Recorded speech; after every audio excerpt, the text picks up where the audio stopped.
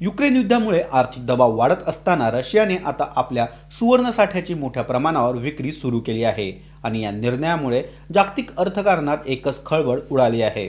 विशेष म्हणजे गेली 2 दशकं सातत्याने सोन्याची खरेदी करणाऱ्या रशियाने आता विक्रीचा सपाटा सुरू केला आहे। 2022 नंतर प्रथमच एवढ्या मोठ्या प्रमाणात रशियाच्या सुवर्ण साठ्यात घट ही नोंदवली गेली। रशियाकडे सुमारे 2300 टनाहून अधिक सोन्याचा साठा आहे, ज्याची किंमत अब्जावधी डॉलर्समध्ये जाते। पण युक्रेन युद्ध, पाश्चिमात्य देशांचे निर्बंध आणि प्रचंड वाढलेला संरक्षण खर्च यामुळे रशियन अर्थव्यवस्थेवर मोठा ताण हा निर्माण झाला आहे। याच कारणामुळे 2026च्या सुरुवातीलाच काही महिन्यातच रशियाने तब्बल 28 टन सोन्याची विक्री केली आहे। मे महिन्यात लाखो अंश सोनं बाजारात विकण्यात आल्याची माहिती देखील समोर आली।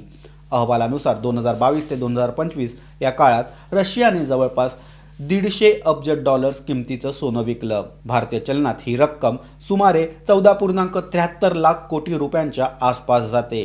यावरून परिस्थिती किती गंभीर आहे हे लक्षात येतं।